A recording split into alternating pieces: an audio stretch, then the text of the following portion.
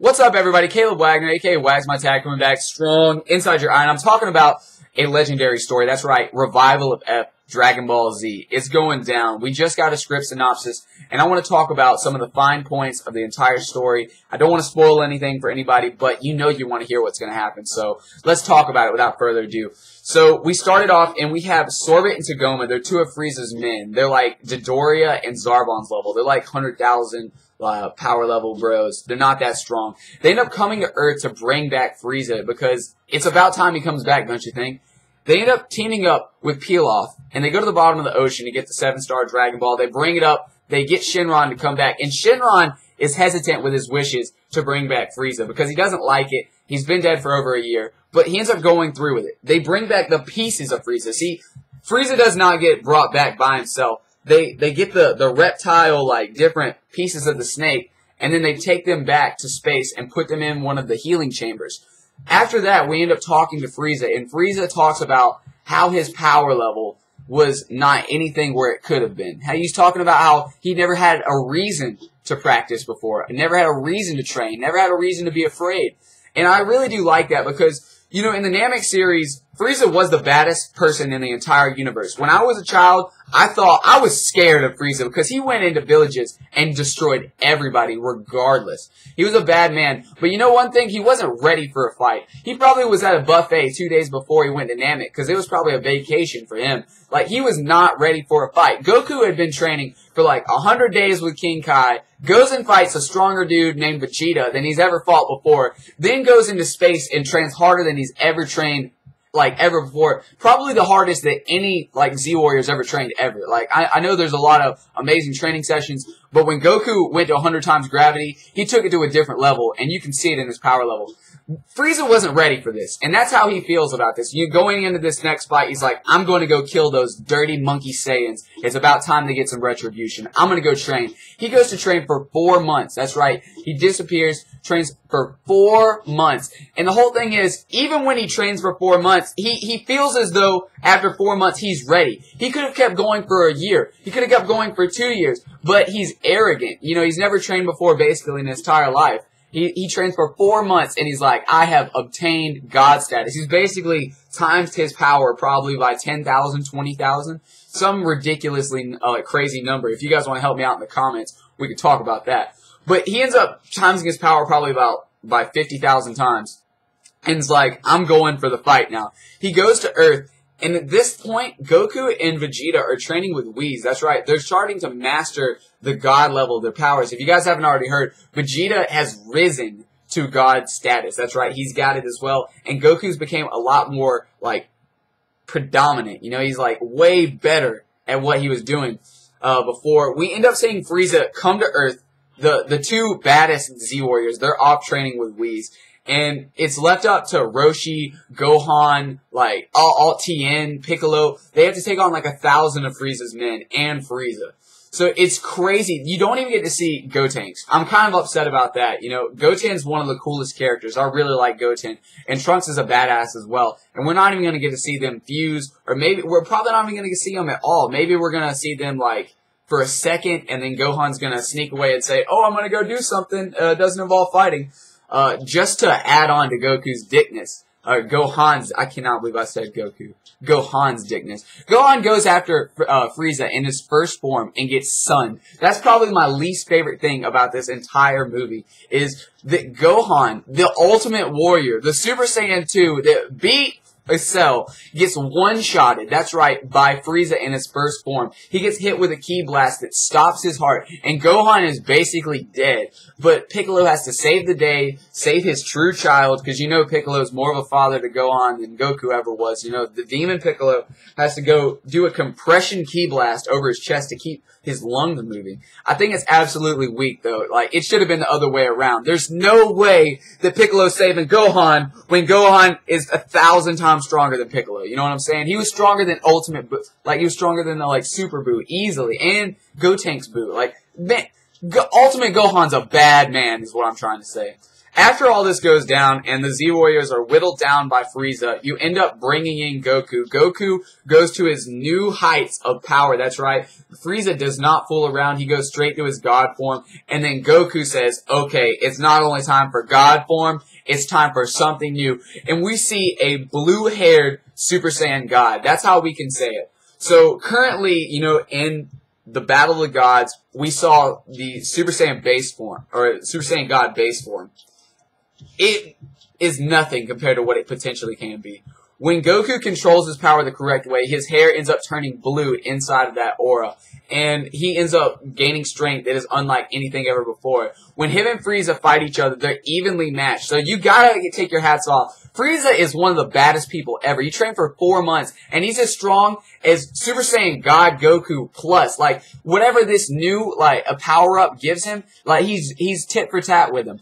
He ends up fighting him, and Goku, like, he has him beat, basically, and he drops his guard. You know, he's being lackadaisical. He gets shot by Sorbet or Tagoma. One of Frieza's henchmen comes back and shoots him through the back of the heart. And that, like, comes back to the Krillin thing with the stone. Goku was asleep in the Cell Saga. He gets hit with a stone, and Krillin thought that it would just evaporate. Like, the stone couldn't hurt Goku. But while Goku's guard's down, he's just as susceptible as a lot of people, you know? He gets blasted through the back of the heart, and this is Frieza's, like, ultimate moment. He's like, I finally won. But lo and behold, the Prince of all Saiyans, for once, comes out of the woodwork and shows that he too can go blue Super Saiyan. He too has obtained the God form, and he too has mastered the Super Saiyan in that class. It's absolutely amazing, guys. Frieza comes in there and is not ready for Vegeta, right? Vegeta ends up sunning Frieza, and right before the end of this, again, another one of the parts that I'm kind of impartial to. I'm going to have to watch and see how it goes down in the movie. Frieza does his last resort jump, and in his God form, he blows up the planet after being beaten by Vegeta. But in this exchange where the planet is destroyed and everybody is killed, Whis is near Goku and Vegeta, and he ends up saving both of them in an energy bubble. That's right. So basically, Whis is a get-out-of-jail-free card. He says, I got you guys, like, we're okay. And then it turns out that Whis potentially could be a time patroller. Like, he ends up turning time back 3 minutes. That's his only power. And I don't know, they're going to have to kill off Whis soon because they cannot have a 3-minute insurance policy anymore in Dragon Ball Z. Like, you cannot use that, the turn back time excuse ever again. I don't want that to be part of it. You know, like, there has to be more on the line. You can't just get beaten and then turn the clock back 3 minutes and then change everything like they did in this movie ever again. So they end up turning back the clock after Vegeta gets his ultimate moment, and then Goku swoops in and blows up Frieza. Literally, they turn back time, Goku goes back, hits him with one Kamehameha, it's over. That's right. It's over. Frieza's gone, and he's back in hell, attached to a tree with a bunch of, like, stuffed animals going around the place. There really isn't more that they add to the story. From what we've read of the script synopsis right now, there really isn't more like they did with Battle of the Gods to bring in the other universes. I would have loved to hear about some of the other gods. Why isn't Beerus talking about, like, hey, are you getting ready for that tournament that's coming up? Are you ready for that? Like, there should be something like that going on, but apparently there's not. It's absolutely crazy, though. It brings into question a million questions. How did Vegeta gain all of this power? You know, like, did he have to hold hands and gain the God form just as everybody else? Did he earn it on his own? Is the new Super Saiyan God form, is that strong enough to beat Beerus? Because Goku was challenging him at like 70% of base form. If it works by the same logic, if he goes Super Saiyan, he's 100 times stronger. They could be so much more powerful than Beerus. It's only a matter of time. You know, I truly believe that Whis and Beerus are speed bumps in the story right now. Like, currently they're strong. It's kind of like King Kai. King Kai was stronger than Goku at one point, but they're going to be nothing pretty soon. Whis is going to be a fly compared to Goku and Vegeta. Like, they're getting too powerful, too fast. Another big thing about this movie was the whole thing could have been resolved. Whis would not have to turn time back if Goku and Vegeta would have just worked together when they should have. Like, if they would have took on Frieza, both in their Super Saiyan God, like, forms, you know, like, if they would have took on Frieza, he would have no chance. But they have too much pride to allow that to happen. And they explain that, you know, they're talking about how they wanted to give each other their fair turn. I truly believe in the next, juncture, in the next fight, there's going to be a threat so dangerous that Goku and Vegeta are going to have no choice but to fight in tandem together with all they have. If they don't work together, they're going to get obliterated in the next fight. So this was a wake-up call. You know, Whis is saying, hey, if you guys don't start working together, it's going to be over. So I don't know if they're going to fuse, if we're going to see a Super Saiyan God fusion, if we're going to see, just two Super Saiyan gods fighting with each other. It's going to be amazing, guys. There's a million, questions that I have, but a couple answers have been given. You know what I'm saying? We get to see the new form. How strong is the new form? Is Gohan just getting set up to become even stronger because they make him look so weak? Are they going to give him God form? Is Gotenks not involved because eventually he's going to get a God form? Where are the other gods? Where are the other universes? Is Frieza ever going to come back? How can he just train for 4 months and never come back, guys? He needs to come. I know they shouldn't bring him back, but why couldn't he train for a year? He could have been the ultimate enemy. There's still his potential there. I can't wait to see how it all goes forward, guys. One thing I can definitely assure you is I would have much rather seen all of this in episodic form than movie form. The movies are amazing. Dragon Ball Z is amazing. But I have never seen a movie that trumped the episodes. The episodes create a cohesive story that is so much better, so much more drawn out, so much more character development than these movies could ever imagine. I will say Battle of the Gods probably, it's up there, definitely has to be top 3 movies of all time.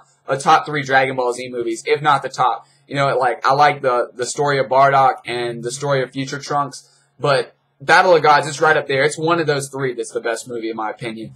I just want to see more episodes. Give me seasons instead of movies. Are you guys with me? If you guys have any other questions, concerns, comments, you guys can tell me in the comments. I knew this was going to be a long video. It's only 12 minutes long. I could have talked about it forever. I'm going to be talking about it until the next movie comes out, until the next movie comes out, until the next movie comes out. It's an amazing series. Dragon Ball Z is my favorite thing that exists in the universe.